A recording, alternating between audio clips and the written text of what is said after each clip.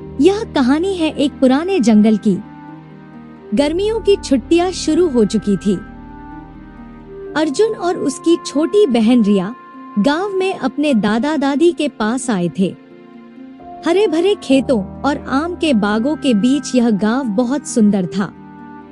लेकिन इस गांव के पास एक घना जंगल था जिसे सब रहस्यमयी मानते थे। गांव के बड़े बुजुर्गों का कहना था कि रात के अंधेरे में जंगल से अजीब अजीब आवाजें आती हैं। कोई वहां जाने की हिम्मत नहीं करता था, लेकिन अर्जुन और रिया दोनों बहुत जिज्ञासु थे।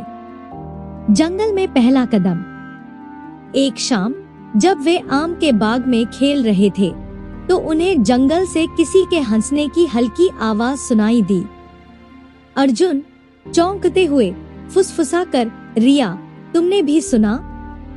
रिया डरी हुई आवाज में, हाँ। ये आवाज कहाँ से आई? वे दोनों धीरे धीरे जंगल की ओर बढ़ने लगे।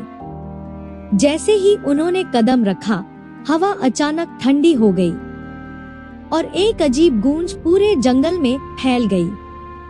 अर्जुन हिम्मत जुटाकर कौन है वहां? कोई जवाब नहीं आया।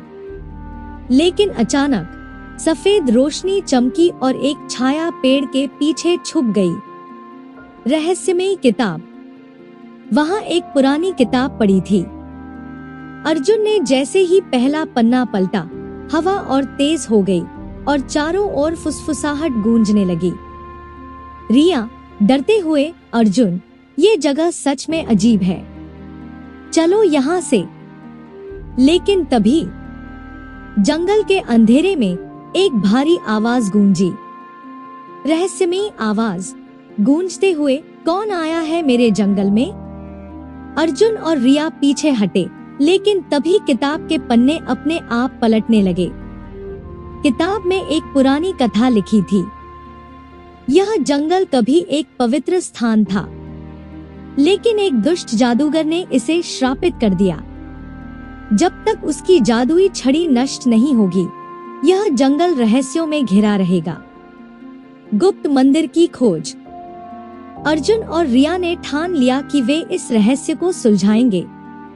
अगले दिन वे जंगल में और अंदर तक गए। जल्द ही उन्हें घनी झाड़ियों के पीछे एक पुराना टूटा फूटा मंदिर दिखा। मंदिर के दरवाजे पर अजीब आकृतियां बनी थी। अर्जुन ने जैसे ही दरवाजे को छुआ, वह अपने आप खुल गया। वे अंदर गए तो देखा कि वहां जमीन पर वही गायब हुई किताब पड़ी थी। लेकिन इस बार जैसे ही उन्होंने उसे उठाया, अचानक एक तेज रोशनी फैली और एक बूढ़े बाबा प्रकट हुए। बाबा का रहस्य। बाबा गंभीर आवाज में, बच्चों, तुम बहुत बहादुर हो।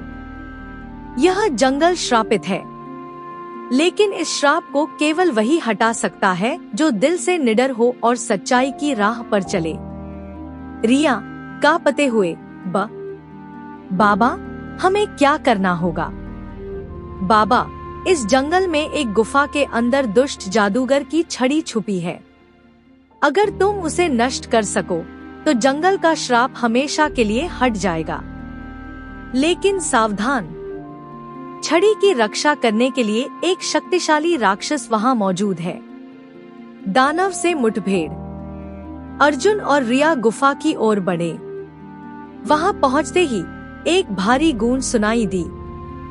राक्षस, गूंजती हुई डरावनी आवाज, तुम यहाँ क्या कर रहे हो?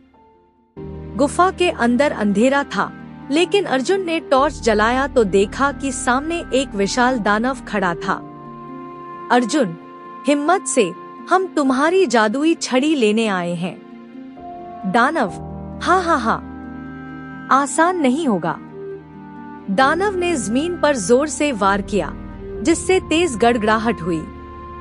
लेकिन अर्जुन और रिया पीछे नहीं हटे। अर्जुन ने किताब में लिखे मंत्र को पढ़ा, ओम नमः शिवाय, अंधकार दूर हो जाए। दानव जोर से चिल्लाया और अचानक धुएं में बदलकर गायब हो गया। छड़ी जमीन पर गिर पड़ी। अर्जुन ने झट से उसे उठाया और बाबा को दे दी। अंतिम विजय। बाबा ने छड़ी को तोड़ दिया और अचानक जंगल में उजाला फैल गया। पुराने मंदिर फिर से चमक उठे, पक्षी चहचहाने लगे और हवा में खुशबू फैल गई। बाबा मुस्कुराकर, तुमने जंगल को बचा लिया बच्चों। अर्जुन और रिया खुशी खुशी गांव लौट आए। अब जंगल में कोई रहस्य नहीं था, बल्कि वहां एक सुंदर और शांत माहौल था। गांव वालों ने जब यह देखा तो खुशी से झूम उठे। सीख। इस रोमांचक सफर ने अर्जुन और रिया को एक सीख दी। डर को पार करने से ही सच्चे रहस्यों का पता चलता है। जो सच्चाई की राह पर चलता है, वही विजय होता है।